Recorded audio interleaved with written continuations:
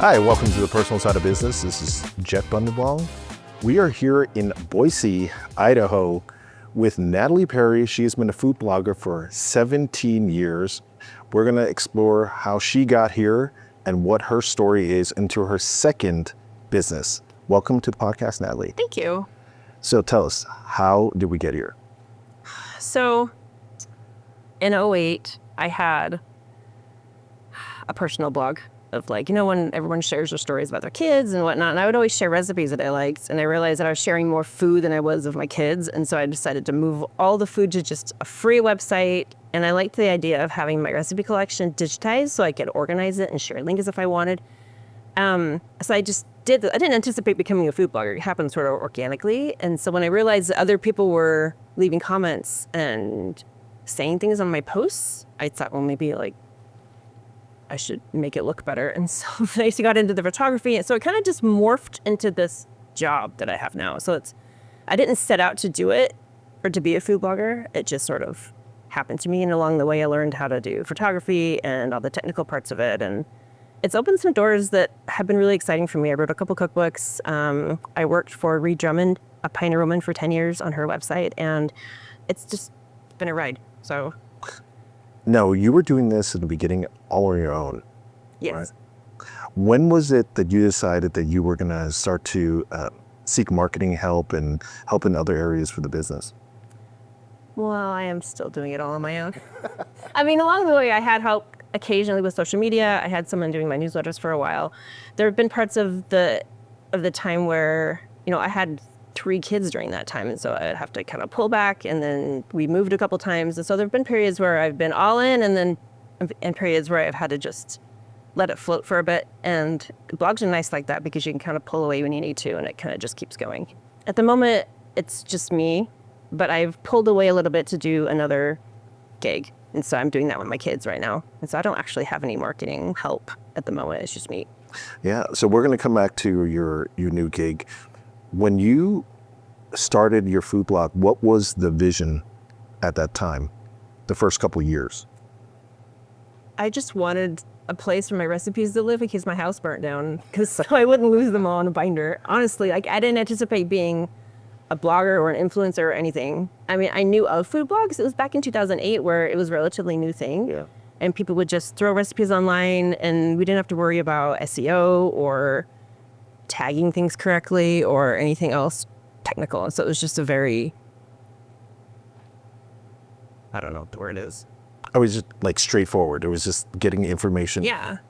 And what was it? What were some of the things that you learned along the way that you had to adjust to as the almost 20 years transpired?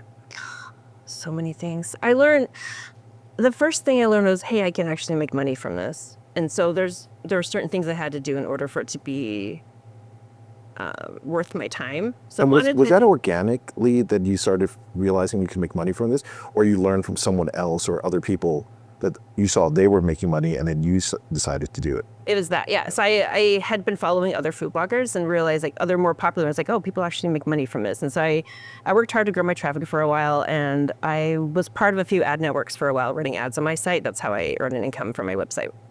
And so I had to learn how to pretty much appease Google. That's kind of the goal of everything, and then be on social media. So I had to be a recipe developer, a food photographer, lightweight website management, SEO, which is kind of the bane of everyone. If you ask any food blogger what the part they hate, is always SEO. Yeah. So actually I have hired that part out right now. I have someone working for me. He's trying to fix my site. Or there was about 10 years where I just gave Google the middle finger because I just wanted to do things on my own and I hated it all. I was just going to, but it kind of shot myself in the foot for a while. So I'm digging myself out of that. And I've had to learn a lot of things. And there's parts that I like and parts that I really don't like. So what were some of the ways that you got better at some of those very specific parts of the business? Like the photography part, did you look up things on YouTube or go to see help for it? So I bought my very first big camera, and so we were students at the time when I started my blog. My husband was in chiropractic school, and I bought a camera on Craigslist and just taught myself how to use it. And I had other people that I'd followed online who I admired their photography. And so I'd ask them like, hey, how do you do this? And I kind of just picked the brains of people I knew and looked up stuff online and figured it out myself. As far as the photography part, the rest of it, just researching online. I've taken some courses on SEO and like email management and things like that. So Yeah, so you were your own team. yeah. And then over the time as you started gaining followers, what was your vision? How did that change in it? Did you start to see it as a different type of business now that like I can make money in multiple ways? Because like you said, you got into writing a book or multiple books, and now you're starting another business.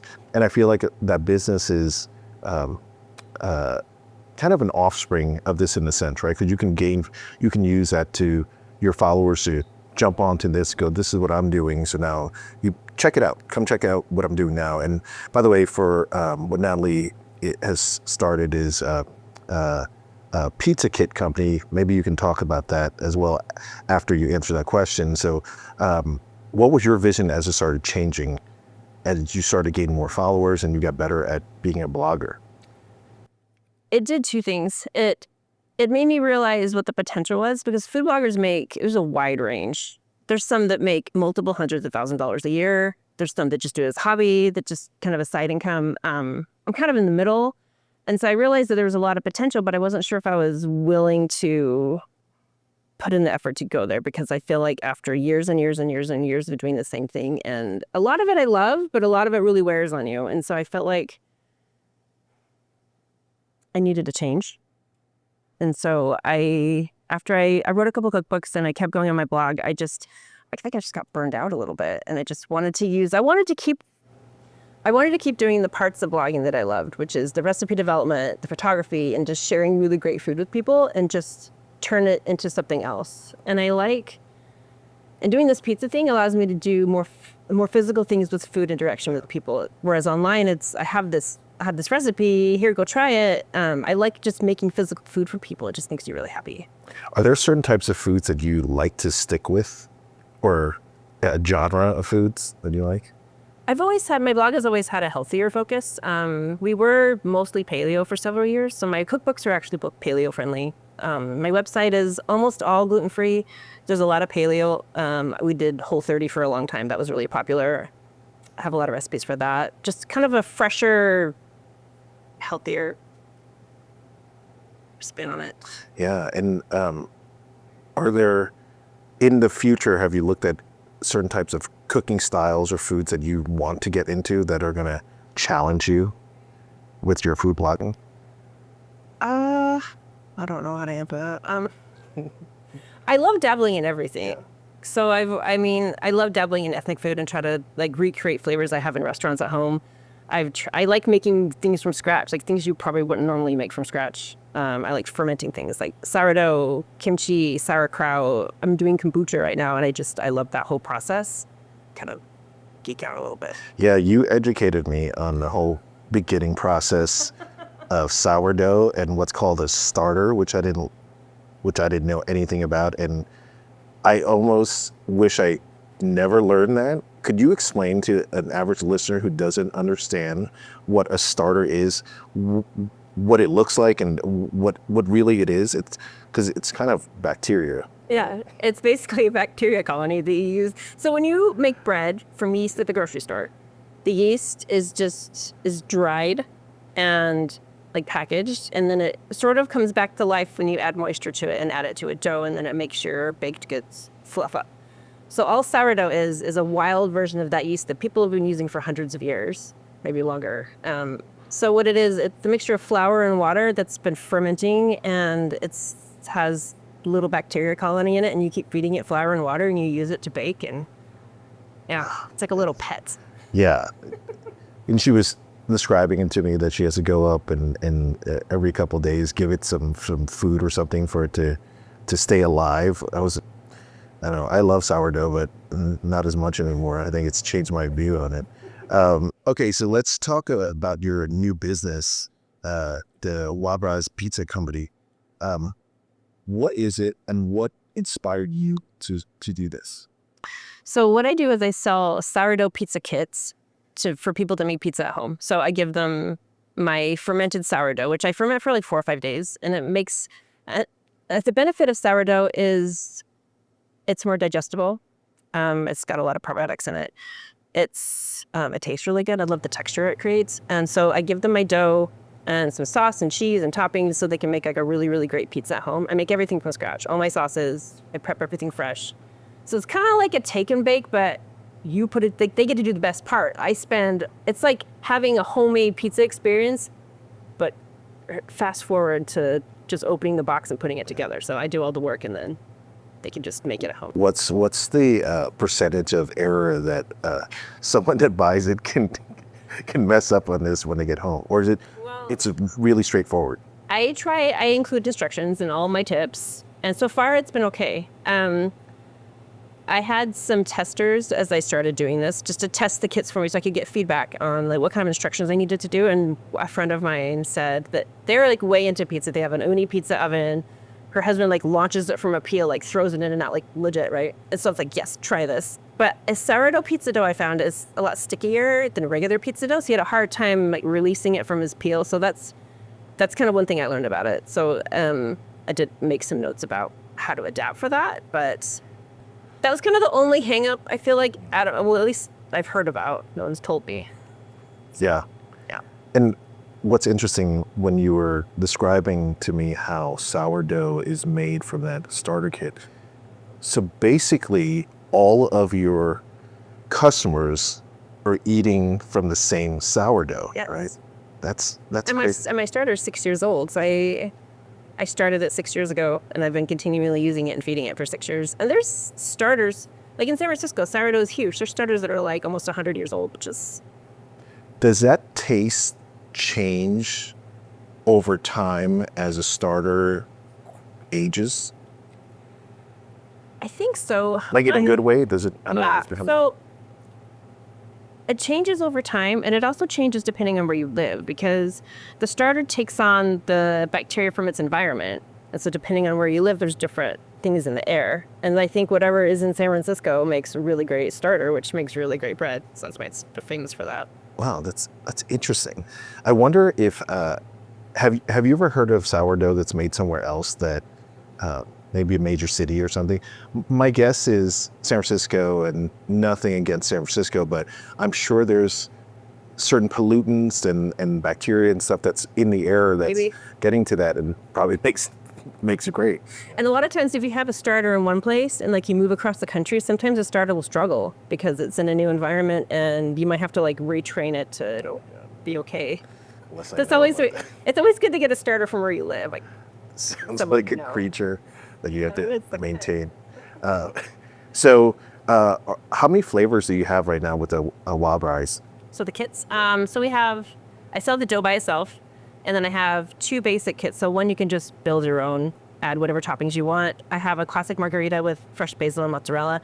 And then I have a seasonal couple of kits that I rotate out every few months. Right now it's a barbecue chicken one. And then the other one is like a pesto sweet corn goat cheese. Wow. What was your inspiration for each of these tastes? The barbecue chicken one is actually, my husband and I went to Boston to a pizza place, and they had a similar one with, I think it was pulled pork or something. And it had the caramelized onions and the roasted chilies on it. I thought that was such a great combination. And so I just switched out barbecue chicken and added some things, and it ended up being really great. The pesto sweet corn one, I saw it online a couple years ago, and I kind of just made it better because I thought it needed help. But it ended up being like one of our favorite pizzas that summer. My husband loves it. And it has a hot honey drizzle. Oh, nice. I love hot honey. Nice. Nice. And so right now you're growing this locally here in Boise. What are your plans for the business as it goes? Can it be an e-commerce based type of business where people can buy it from 4 or 5 states away and be able to get it? Have you thought about that? I have, and a lot of people have asked me, hey, do you ship? And right now, I don't know if I can even, my first thought goes to like, well, wait till the health department, what are they gonna make me do? There's so many hoops you have to jump through to actually do food that's not in your house. And that's one of the reasons why, so when I wanted to do something else. I considered a micro bakery because I'd followed some micro bakeries online, women who or people who do sourdough bread from home. So they sell the baked loaves, but I didn't want to buy a commercial oven for my house. And I thought I could do the pizza dough from home, but you can't. You have to do it in a commercial kitchen. And so that's why I'm here, but I actually really love it. I've always wanted to work in a commercial kitchen, not necessarily in a restaurant. So this is a good like middle ground for me. As far as long term, I've considered some things, but this is still really brand new. Like we literally just started a month ago. And so I'm going to give it time to see if it's something that I want to do long term. I've been doing it with my kids, which has been really fun. I think if I could envision it long term, I would love to do either like a food truck and actually bake the pizzas and kind of morph it into that, or have just a brick and mortar place where people can just come pick up kits whenever they want instead of our weekly pickup. Yeah, I mean, I think that's a great way to grow with it, right? Instead of, I think to test it out in different, I guess, stages of it when you're saying with the food truck. I mean, that's also branding. I always look at it, and I think a lot of times people will, that I've worked with, will go from, I have this food I make at home, it's great, and then decide to get into brick and mortar right away. And there's all these steps of not just financially, but testing to make sure that it's going to be doable for the costs and analysis and everything like that. Is that something that you have really dug into for this, for how much it costs for each of them, and then how much you're selling it for? Can you explain some of that to listeners? Yeah, so the reason why I kind of was okay doing this is because it's not actually a lot of upfront investment. Renting a commercial kitchen space is actually not as expensive as I thought it would be. And so I felt like it was, I mean, compared to renting a commercial business space, which we've done in our family in the past, and it's very, very expensive, especially around here. And so I felt like this is a low risk thing I can test out for a while to see if it's viable long term. And I could even stay here for a while. I mean, this kitchen I'm in has the capacity. I could be okay here and not even move anywhere else for a while. And yeah, I did a lot of homework. I broke down the cost of every single thing and took that into consideration, as well as my time as far as how I price things. I did a lot of recipe testing months before I started.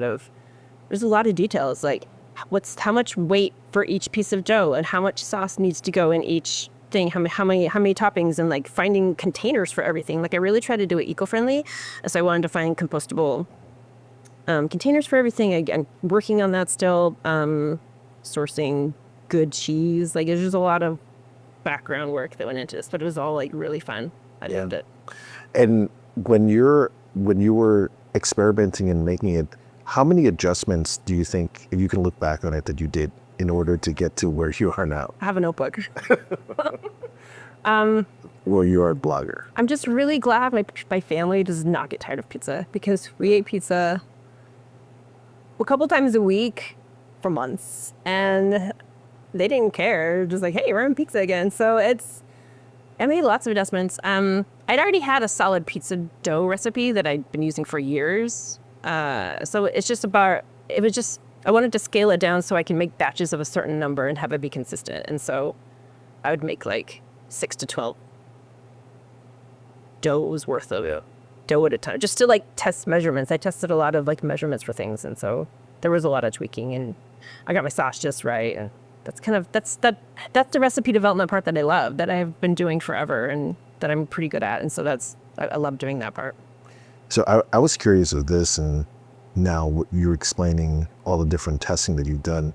Normally when you're doing the recipes on your food blog, do you live by the measurements and all of those normally when you cook?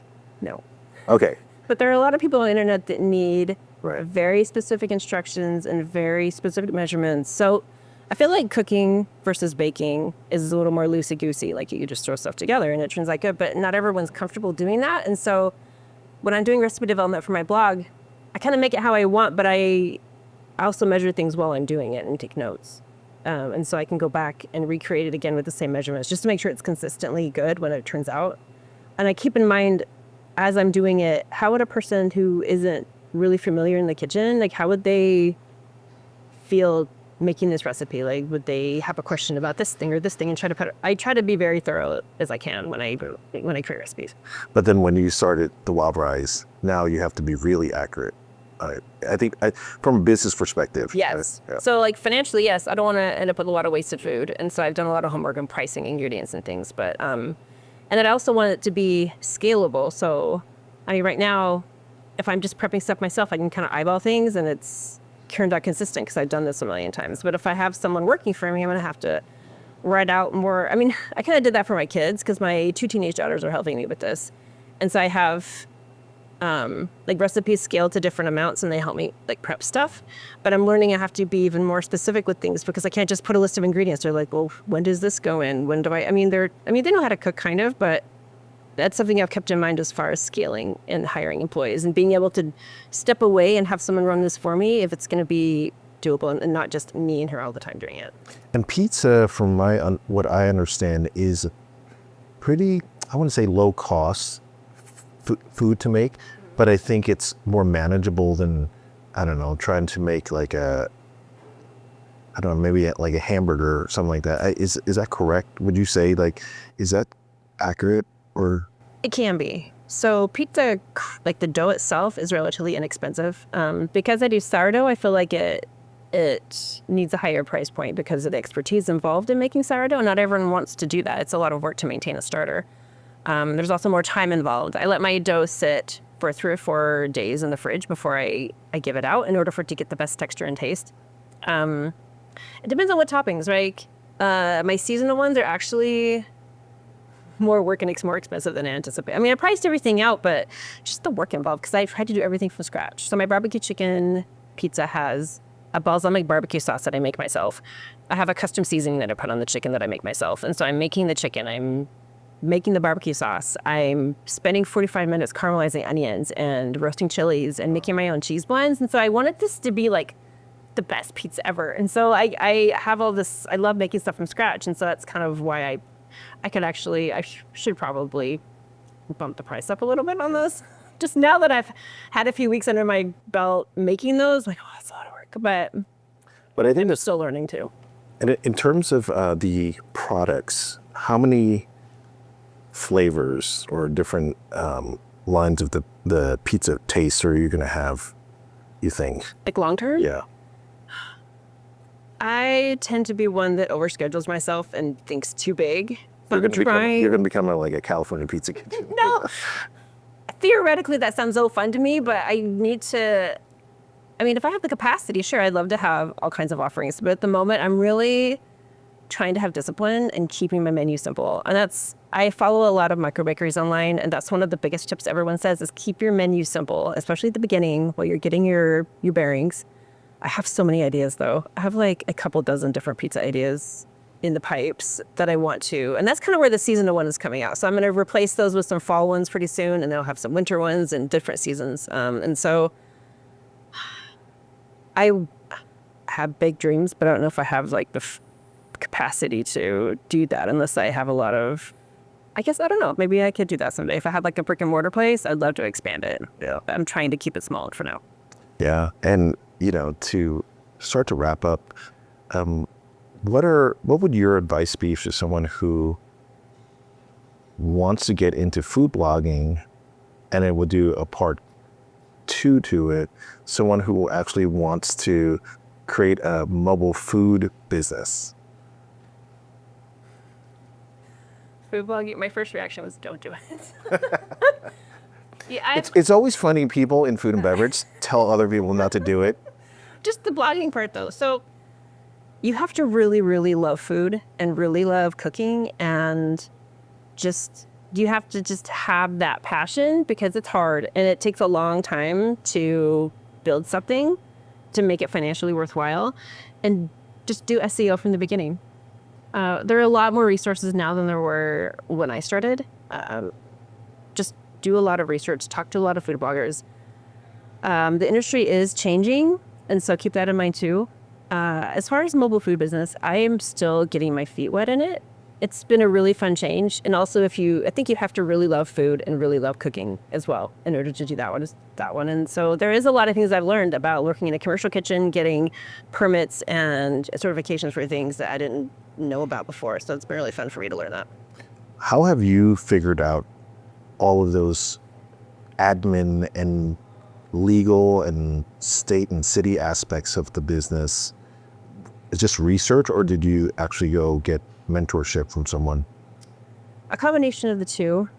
When I realized that I couldn't do this from home, I started researching commercial kitchens. And then through contacts I made with that, I learned I had to have a food safety certification. So I just did that online. And then I talked to the health department about what kind of permitting I needed. Because my business it's not a restaurant.